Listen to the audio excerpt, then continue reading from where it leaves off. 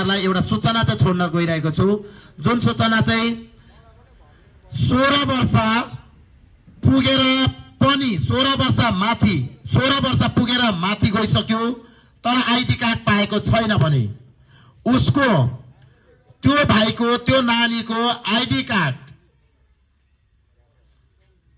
कार्डको निमित्त नेपाल सरकार तयारी अवस्थामा रहेको र डाटा कलेक्सनमा म्यानेजमेन्ट कमिटीलाई यहाँ अगाडि बढाइसकेको हुँदाखेरि हिजोदेखि त्यो तपाईहरुको जन्म दर्ताको फोटोकपी र सेन्सस कार्डको फोटोकपी अनि यदि चाहिँ वडामा जन्म दर्ता गरेको छैन भनेदेखि उसको घरको बर्थ फर्म हुन्छ नि यहाँ आरसी सरले साइन गरिदिएको सेतो कागज त्यो बर्थ फर्मको फोटोकपी भएन भने उसको पहेँलो कार्डको फोटोकपी यो र सेन्सस कार्डको फोटोकपी लिएर तपाईहरु आफ्नो प्रतिनिधिलाई भेट गरेर त्यो बुझाइदिनु होला। अब ढिलो भयो तपाईहरुको लिस्ट जिल्लामा पुगेन भने समस्या आउन सक्छ। त्यो समस्या तपाईलाई यो सूचना दिइरहेको छौं। त्यो समस्यामा नपरौं। धेरै वर्ष 8-10 वर्ष पछाडी नेपाल सरकारले यो अहिले खुल्दै गरेको हुँदाखेरि यस कुरामा सबै चाहिँ तपाईहरु गम्भीर बन्दिनु न म विनम्र अनुरोध गर्न चाहन्छु। सँगसँगै 2012 मा 2017 मा 2022 मा 2023 मा 2024 मा रिन्यू हुनुपर्ने थियो तर तपाईहरुको रिन्यू छुट्यो।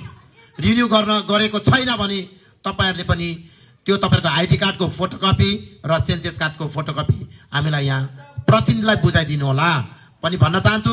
यो सूचना म ब्राडबाट यदि कारण हुन्छ उसको छुट्यो 2022 मा त आइडी कार्ड रिन्यू त गरेको थियो तर कोही मान्छे आउन छुट्यो जेलमा परेको हुन सक्छ कोही चाहिँ ह्याप्पी नेपालमा अथवा सुधार केन्द्रमा परेको हुन सक्छ।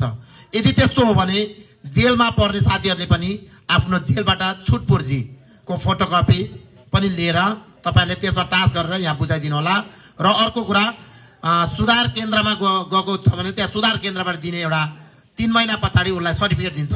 सर्टिफिकेटको फोटोकपी सँगै उसको आइडी कार्डको फोटोकपी दिएर त्यसको फोटोकपी लिएर आफ्नो प्रतिनिधिकोमा बुझाइदिनु होला। म प्रतिनिधि साथीहरुलाई पनि यहीँबाट भन्न चाहन्छु तपाईहरु अलि छिटो गरिदिनु होला। भोलिसम्ममा त्यो डेटा हामीले बुझाइसक्नुपर्ने जिल्लामा पुर्याइसक्नुपर्ने भएकोले गर्दा तपाई हामीले नै ढिलो गर्यौं भने ढिलोमाथि फेरि ढिलो हुन सक्छ र भोलि फेरि पनि नीति परिवर्तन भयो भने फेरि पनि शास्ति हामीले खेप्नु पर्ने हुन्छ। त्यसले गर्दा शास्ति नखेपौं बरु चाँडो भन्दा चाँडो फोटोकपी गरेर यहाँ प्रतिनिधिलाई बुझाउँ। धन्यवाद।